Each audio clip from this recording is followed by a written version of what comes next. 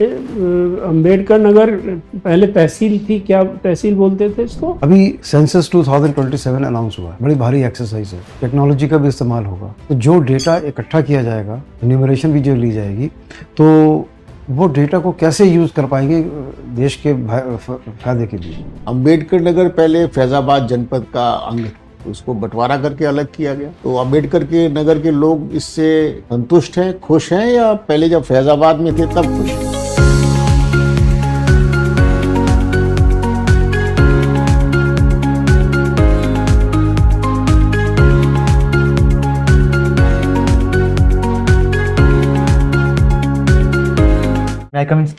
हाँ, please come इन। विपिन देव यादव जी, नमस्ते sir. बैठे नमस्ते। Thank you sir. चलिए, आपका स्वागत है और आप अपने बारे में कुछ बताइए हमें। सर, मेरा नाम विपिन देव यादव है। मैं उत्तर प्रदेश के अंबेडकर नगर जिले का रहने वाला हूँ। मैंने अपनी जो स्नातक की शिक्षा है वो यूनिवर्सिटी ऑफ इलाहाबाद से अर्जित किया। उसके बाद सर मैं सिविल सेवा की तैयारी कर रहा हूँ और अपने परिवार के साथ कृषि कार्य में भी लगा हुआ हूँ। और पिछले 1 सालों से मैं उत्तर प्रदेश सरकार की जो समाज कल्याण विभाग है उसके तहत मैं सिविल सेवा के जो स्टूडेंट है उन्हें मेंटरिंग और गाइडिंग भी कर रहा हूँ सर। ये परिवार के साथ क्या काम? कृषि कार्य, खेती का काम जी करते हैं? सर। अच्छा। अंबेडकर नगर पहले तहसील थी, क्या तहसील बोलते थे इसको? सर, अंबेडकर नगर 1995 के पहले अयोध्या डिस्ट्रिक्ट का भाग था। क्या बोलते, क्या थे, नाम क्या था तहसील? सर, तहसील टांडा था। तहसील टांडा था, वही अब अंबेडकर नगर हो सर, गया। 5 तहसील को कंबाइन करके उसे एक डिस्ट्रिक्ट का नाम 29 सितंबर 1995 को दिया गया, जिसका नाम अंबेडकर नगर पड़ा। अच्छा, कौन कौन सी 5 तहसीलें? सर, टांडा, अकबरपुर और जहांगीर और रामनगर और जलालपुर और एक सर कटहरी तहसील। आई थिंक तहसील का नाम तो अकबरपुर था, टांडा ब्लॉक है शायद वहां पे। चलिए, कोई बात। सर, टांडा तहसील है तहसील और अकबरपुर सर अंबेडकर नगर का मुख्यालय है, जो एक तहसील भी है। अच्छा जी सर। गुड। ये जब वहां पे ये जो विवादित ढांचा है, जी सर, इसका जब विध्वंस हुआ तो आप क्या समझते हैं कि किसने किया? सर, क्योंकि तब मेरा जन्म भी नहीं हुआ था। वो तो नहीं, मगर आप तो जन्म से पहले मुगलों के बारे में जानते हैं। जी सर। जो लोग मुगलों के बारे में जानते हैं उनका जन्म थोड़ा ही हुआ। जी सर, तो 1992 में हुआ था। और जैसा कि मैंने पढ़ा है कि मतलब कुछ संगठनों ने, क्योंकि हर संगठन का अपना एक उद्देश्य होता है। कौन से संगठन थे मेन जिनका ये काम? सर, हिंदू संगठन, कुछ हिंदू संगठन थे। अच्छा, यस सर। कौन से हिंदू संगठन? हिंदू संगठन भी बहुत है ना। तो जो आपने पढ़ा है वो बताइए। आपसे कोई इन्वेस्टिगेशन के लिए नहीं कह जी रहा। सर। सर, हिंदू महासभा और विश्व हिंदू परिषद भी थी और हिंदू युवा वाहिनी और सर शिवसेना भी थी। सर, मुझे इसके बारे में जानकारी नहीं सर। जनरल साहब। राइट विपिन जी सर। अभी EU जो है, यूरोपियन यूनियन, जी सर, उन्होंने ये डिसाइड किया है कि जितने भी रशिया के फ्रोजन एसेट्स हैं उनको रिलीज ना करें। तो ऐसा क्यों सोच रहे हैं और इसके क्या होगा? सर, जो रसिया यूक्रेन वार चल रहा है और यूरोपीय यूनियन को ये लगता है कि इतना कंटिन्यूअस युद्ध होने का मुख्य कारण है रूस के पास कहीं ना कहीं उसके लिए आर्थिक सक्षमता है। तो यूरोपीय यूनियन का ये उद्देश्य है कि जो भी रसिया के एसेट है हम उसको फ्रीज करके उसको बंधक के रूप में रख के उससे जो भी ऋण प्राप्त हो उससे यूक्रेन को सहायता दी जाए। ठीक है, पहले तो उन्होंने सैंक्शंस लगाए थे, शॉर्ट टर्म या टेम्पररी बेसिस पे सैंक्शंस को उन्होंने फ्रीज किया था कि उनको रिलीज नहीं करेंगे। जी सर। लेकिन अभी तो वो लॉन्ग टर्म मोबिलाइजेशन करना चाह रहे हैं। किस लिए करना चाह रहे हैं? लॉन्ग टर्म इमोबिलाइज कर देंगे सर, क्योंकि इनका उद्देश्य है कि हम किसी भी तरह, यदि रसिया के पास आर्थिक रूप से क्षमता नहीं होगी तो युद्ध लंबा नहीं चल पाएगा। और उनका उद्देश्य है कि हम लॉन्ग टर्म में किसी पर सैंक्शन लगा के उस पर दबाव डाला जाए, ताकि वो जो इनका उद्देश्य है कि बातचीत के एक मंच पर लाया जाए, ताकि हम रसिया यूक्रेन वार को किसी भी तरह टैकल कर सकें, समाप्त कर सकें। इसको रिलीज करना हो तो यूनानिमस सैंक्शन चाहिए, सबकी आपस में रजामंदी चाहिए ईयू में 27 कंट्रीज की, या इसमें वीटो भी हो सकता है? सर यूरोपीय यूनियन में मसान मुझे जानकारी नहीं, लेकिन यूरोपीय यूनियन में वीटो नहीं है सर। हाँ जी, यूरोपीय यूनियन में मेरे दृष्टिकोण में सर वीटो नहीं है। एक सर्वसम्मति होती है जो उनकी यूरोपीय यूनियन की। तो सर्वसम्मति से ही इसको रिलीज किया जाएगा या यूटिलाइज किया जाएगा?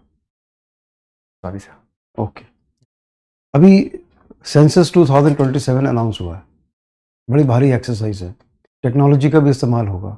तो जो डेटा इकट्ठा किया जाएगा, न्यूमरेशन भी जो ली जाएगी, तो वो डेटा को कैसे यूज कर पाएंगे देश के फायदे के लिए? सर का संसद जो संसद होने वाला है 27 का, 2027। जी सर, क्योंकि खूब डेटा इकट्ठा होगा। जी सर, क्योंकि डाटा का कलेक्ट करने का उद्देश्य है कि कैसे हमारी नीतियां बेहतर टारगेटेड हों, और इनमें कहीं ना कहीं इसमें मुद्दा इन्वॉल्व होता है कि हम उन डाटा का कैसे बेहतर प्रबंधन कर सके, क्योंकि इसमें राइट टू प्राइवेसी या उनके डाटा के ब्रीचिंग की भी समस्या आ जाती है। तो ये जरूरी है कि डीपीडीपी जो हमारा data digital protection data bill था, उसका उद्देश्य है कि हम कैसे डाटा का बेहतर प्रबंधन कर सके। तो इसके साथ एक समन्वय होना चाहिए कि हमारी नीतियां भी टारगेटेड हों और लोगों की जो डाटा है वो भी सुरक्षित रहे। Okay, good, sir. Right. Mob lynching अभी हुई है, आपने दिसंबर में सुना होगा। मॉब लिंचिंग का कहा मैंने, सॉरी सर।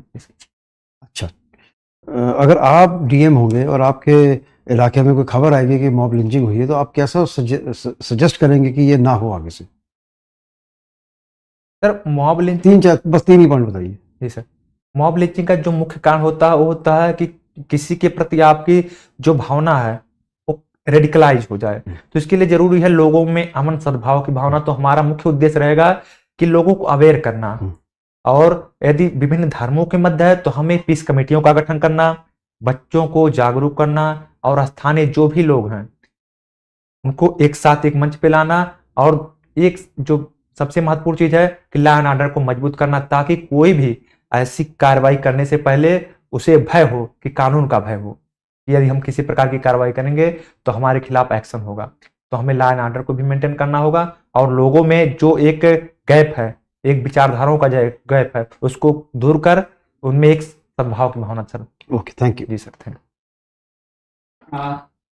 उत्तराखंड को उत्तर प्रदेश से कार्व आउट किया गया। यू। जी सर। क्या आप सोचते हैं कि वर्तमान में उत्तर प्रदेश को भी बाइफरकेट ट्राइफरकेट जो भी चीज़ें किया जाए, क्या उसमें कुछ फायदा होगा या घाटा होगा? आपके विचार, क्या विचार है इसके विषय में? सर प्रदेश को जो मुख्य रूप से जो डिवाइड किया जाता है मुख्य आधार पर कि उससे प्रशासनिक सुविधा होगी, उससे यूटिलाइजेशन ऑफ रिसोर्स होगा, उससे जो सेंट्रीपिटल फोर्स उसमें कम होगा। तो उत्तर प्रदेश को इसीलिए अलग किया गया ताकि प्रशासनिक सहजता हो। तो उत्तर प्रदेश को वर्तमान में 4 भागों में डिवाइड करने की बात हो रही है कि हम अलग अलग, लेकिन इससे तो सर प्रशासनिक सहजता आ जाएगी, लेकिन जो अन्य क्षेत्र है जैसे बुंदेलखंड है, पूर्वांचल है, ये सर इकोनॉमिक रूप से सस्टेन नहीं कर पाएंगे, क्योंकि जो उत्तर प्रदेश की लगभग 50% जो जीडीपी है वो वेस्टर्न यूपी से आती है। तो एक जब तक मेरे दृष्टिकोण में, जब तक, क्योंकि एक भारत श्रेष्ठ भारत और समावेशी विकास के अंतर्गत मेरे दृष्टिकोण में सर अभी उत्तर प्रदेश का विभाजन करना एक मतलब सही कदम नहीं होगा, क्योंकि पूर्वांचल और बुंदेलखंड फिर सेंट्रल पर डिपेंड हो जाएंगे, और एक इससे क्या होगा, अन्य कंसर्न भी, सिक्योरिटी कंसर्न भी उभर सकते हैं। सर डॉक्टर भीमराव अंबेडकर का क्या कंट्रीब्यूशन रहा है? Sir B are Ambedkar ji का जो मुख्य कि लोकतंत्र के शिल्पकार, संविधान की जो प्रारूप समिति थी उसको ड्राफ्टिंग करना, लोगों को एक साथ लेकर, इसके अलावा सामाजिक न्याय को संविधान में शामिल करना, और उन वर्गों को एक भविष्य में एक राह दिखाना, उन्हें शिक्षा के महत्व को बताना, महिलाओं को समाज की मुख्य धारा में जोड़ना, एक बहुआयामी प्रयास बाबा साहब भीमराव अम्बेडकर जी ने किया था। Right, thank you. जी सर। टांडा में एक पावर प्लांट है, जी सर। देखा आपने, सुना उसके बारे में? जी सर। किस कंपनी का है वो? सर एनटीपीसी का। एनटीपीसी। जी सर। कितनी कैपेसिटी है उसकी, कितने मेगावाट ऊर्जा बनती है वहां? कोयले से चलता है या पेट्रोल डीजल चलता है वो? सर कोयले से चलता है। कोयले से चलता है। जी सर। तो टांडा में तो बिजली की सप्लाई अच्छी होगी। जी सर, लेकिन जो एनटीपीसी की सप्लाई है वो बाहर, मतलब वहां से बाहर जाता है बिजली। और जी सर। तो उस पावर प्लांट से आपको कोई फायदा नहीं है? नहीं सर, फायदा है, क्योंकि उससे स्थानीय लोगों को व्यापक स्तर पर सर रोजगार मिला है। अच्छा जी सर। किस तरह का रोजगार? जैसे सर उसमें कार्य करने के लिए, जैसे उसका विस्तारीकरण हो रहा है, तो विस्तारीकरण में कंस्ट्रक्शन मजदूर के रूप में, गेटमैन के रूप में, और यहाँ तक कि जो ट्रांसपोर्ट के लिए एक दूसरे को ले जाने के लिए, और सर जो उससे जो अब निकलते हैं कि जो अपशिष्ट, क्योंकि उसका उपयोग जो पार्टिकुलर मैटर है उसका प्रयोग सीमेंट इंडस्ट्री में हो रहा है, तो उसके कारण सीमेंट इंडस्ट्री में भी सर लोगों को रोजगार मिल रहा है। तो उसने एक अर्बन जो एक ग्रोथ पोल के रूप में सर ओएनटीपीसी कार्य कर रहा है। बहुत अच्छे, बहुत अच्छे। अभी आपसे पूछा गया कि क्या उत्तर प्रदेश का बंटवारा होना चाहिए, तो आपने कहा इससे मतलब वो वायबल नहीं है। वो आपने ये कहा कि उनके पास निजी स्रोत नहीं है। जी सर, क्योंकि जो हमारी जो नहीं तो पहले प्रश्न पूरा सुन लीजिए सर। तो क्या पश्चिमी उत्तर प्रदेश की ये जिम्मेदारी है कि वो पूर्वी उत्तर प्रदेश का भार अपने ऊपर ले? क्या ये सही है? सर, क्योंकि हम भारत में रहते हैं, और यदि किसी भी क्षेत्र का विकास हुआ है तो उस क्षेत्र के विकास में अन्य फैक्टर थे। जैसे अगर वेस्टर्न यूपी में विकास हुआ है तो कहीं ना कहीं बुंदेलखंड या पूर्वांचल के लोगों की भी उसमें पार्टिसिपेशन है, और इनके विकास में हरित क्रांति। तो एक सरकार का, जैसे कोई भी अगर हमारी बॉडी है, अगर एक आर्गन कमजोर है तो अन्य आर्गन उसको समर्थन देते हैं ताकि शरीर स्वस्थ रहे, क्योंकि जब तक सभी समावेशी विकास नहीं होगा तब तक वो पश्चिमी यूपी कहते हैं कि कहीं का अन्याय हर जगह की न्याय के लिए खतरा है। तो अगर यहाँ पे विकास नहीं होगा तो सर चैलेंज होगा वेस्टर्न यूपी पे।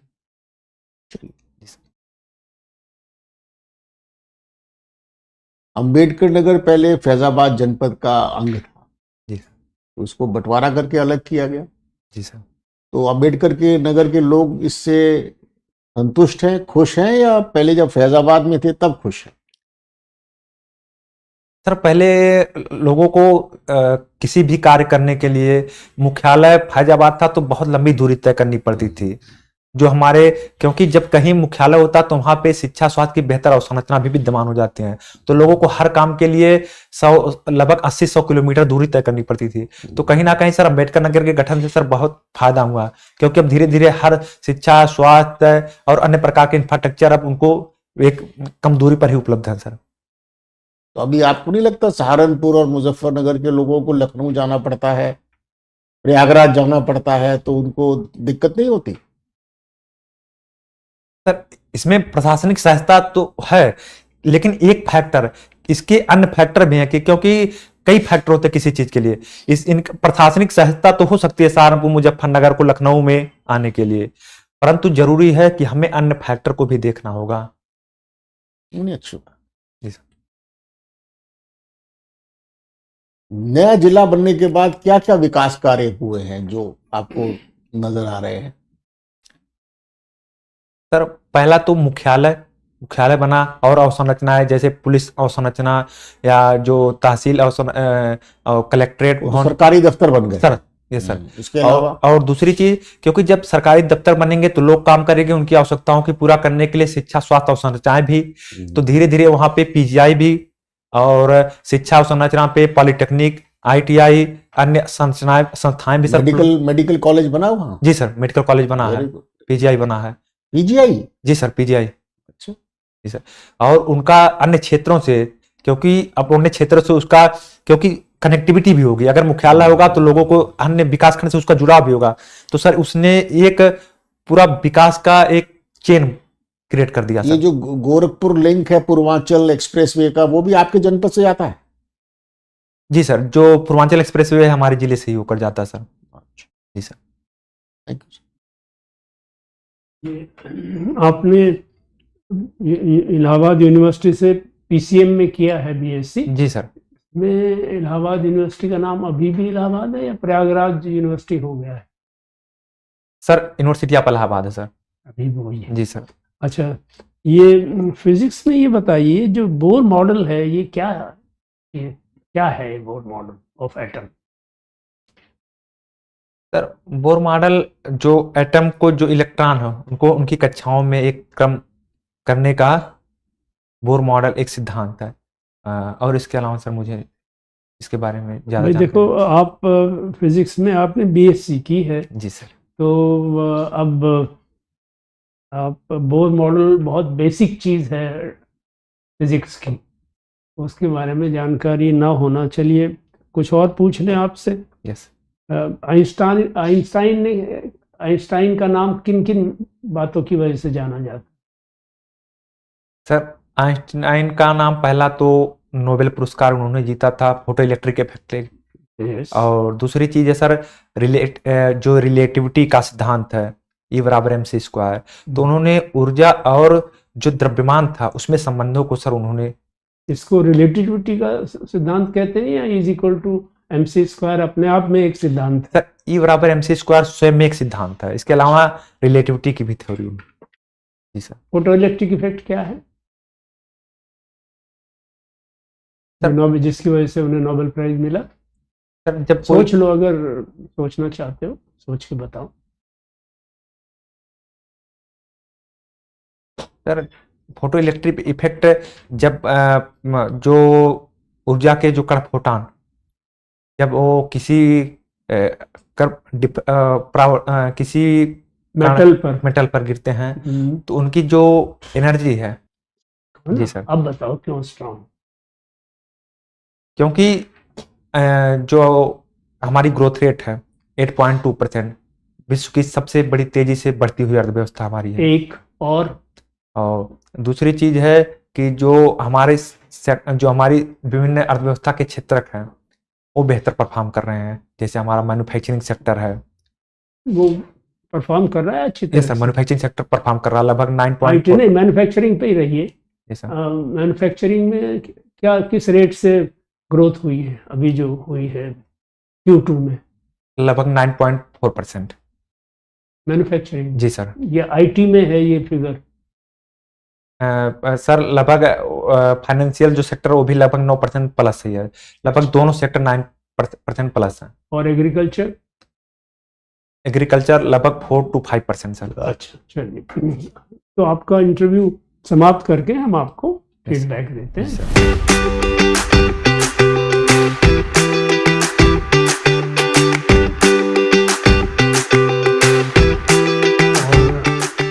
कि मैं अपने एस्टीम्ड कलीग्स की तरफ से भी मैं ही बता दूंगा, एक दो पॉइंट उन्हें जोड़ना होगा तो वो जोड़ देंगे। जी सर।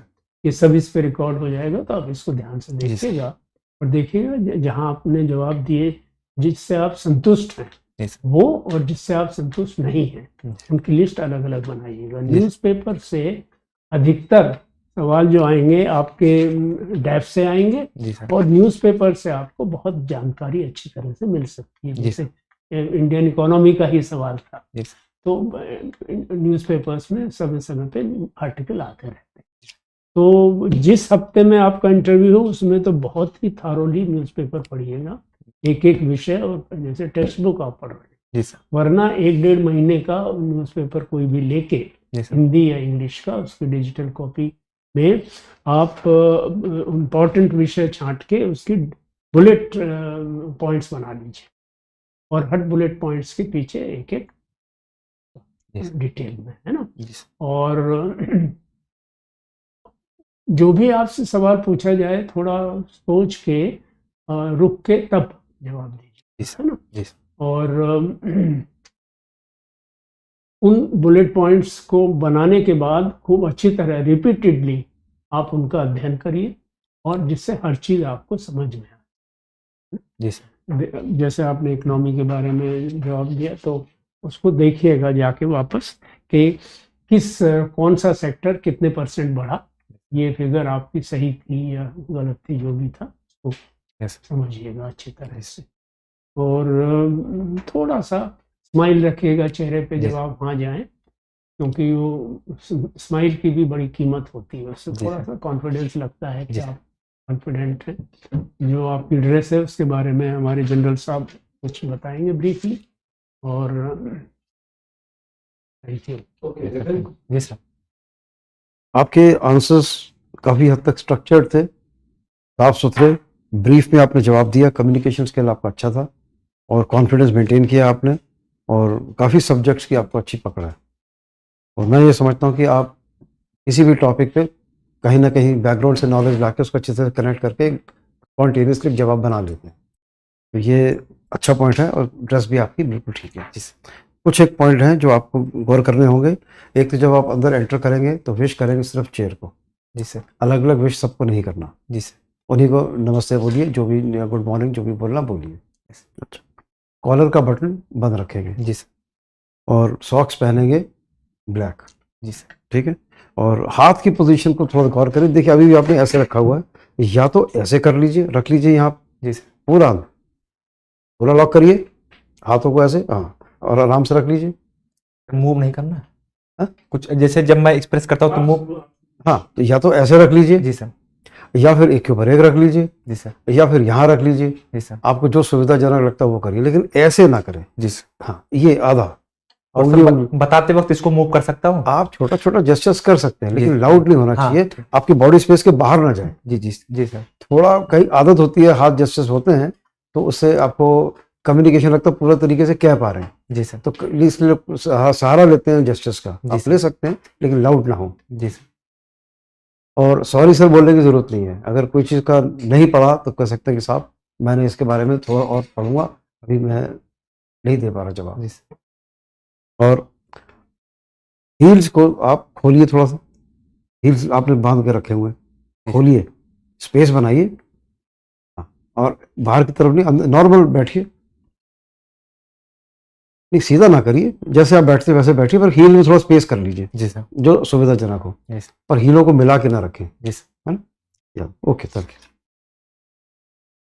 आपने बाय एंड लार्ज ठीक तरह जवाब देने का प्रयास किया, लेकिन मैं आपसे गुजारिश करूंगा कि आप कुछ फैक्ट्स ऑफ फिगर चेक कर लीजिएगा। सर पूछ रहे थे, परहैप्स हमको इनके बिहाफ में मैं जवाब दे पाऊँ। आपको जो मैन्युफैक्चरिंग 9% या कुछ बता रहे थे, सर इट्स ओनली 4.8%।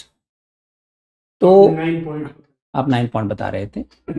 दूसरी बात में ऐसा नहीं है, बेसिकली क्या ओवर कॉन्फिडेंस मत हो। ठीक है, मैं आप लोगों को मेंटरिंग करते हैं, कभी ऐसा होता है कि आप कुछ बोलना चाहेंगे और सोचेंगे आगे कि आप बोल कर निकल जाएंगे, दिक्कत आ जाती है।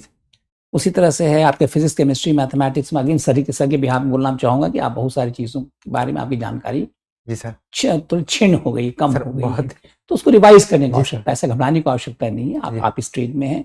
आपका पहला इंटरव्यू होगा? दूसरा सर। दूसरा इंटरव्यू पिछली- कैसा मार्क्स आया था आपको पिछले इंटरव्यू में? सर पिछली बार 143। 140 थे, तो आप कम से कम उसको 180 पर ले आइए उठा करके। जी सर। थोड़ा प्रयास करेंगे तो हो सकता है, जी सर। ऐसी कोई बात नहीं है, घबराने की आवश्यकता नहीं है। जी सर। आप तैयारी करें यस तो सर। बेहतर। आपने काफी अच्छा इंटरव्यू दिया है, और मैं तो आपको ये सलाह दूंगा कि आप ये फिगर्स में ज्यादा मत जाइए। जी सर। उनकी ग्रोथ रेट अच्छी थी, यस सर। संतोषजनक थी, ज्यादा क्योंकि फिगर जाने में ज्यादातर वो कुछ ना कुछ त्रुटि निकल आती जी। और फिगर्स की एक्सपेक्टेशन वो करता भी नहीं है इंटरव्यू बोर्ड। जी सर। तथ्यों पे जाइए। जी सर। ठीक है, बाकी करंट अफेयर जैसे सर ने कहा। जी सर। इसके अयोध्या मंदिर के बारे में मुझे एक बात बतानी है आपको। आप चूंकि अयोध्या के जिले के रहने वाले हैं, जी सर। जो पूरा इनिशिएटिव था वो विश्व हिंदू परिषद ने लिया था। Yes. समय सिंघल साहब थे जी सर। और बहुत सारे उनके ऑफिस बेरर्स थे। Yes. आज भी जो कमेटी है रामलला मंदिर की, यस सर। उसमें हिंदू परिषद का आधिपत्य है। यस। उसमें कोई सरकारी मदद भी नहीं ली गई है। आप नाम नहीं देना चाह रहे थे, उसमें विश्व हिंदू परिषद थी और शिवसेना के लोग कहते हैं कि हमारा खूब कंट्रीब्यूशन है। 2 एक और संस्थाएं थी, हिंदू महासभा का पता नहीं कितना योगदान था मुझे, मगर वो आपको निसंकोच बताना चाहिए, क्योंकि आज ये चीज आउट हो चुकी है, ये कोई छुपा हुआ तथ्य नहीं है। यस। आप रहने वाले हैं उस इलाके के, you should be very thorough about it. Yes. Okay. Yes. फिर कोई पूछ सकता है कि उसकी प्राण प्रतिष्ठा कब हुई, स्पेशल ध्वजारोहण कब हुआ यस। मंदिर पे। आप एक तरह से हिंदू हैं तो ये सब चीजें पूछी जा सकती। जी सर। आपको कुछ पूछना हो तो बताइए, हमारी तरफ से तो समाप्त नहीं है। सर। गुड, बहुत बधाई। All best, thank you. All the best.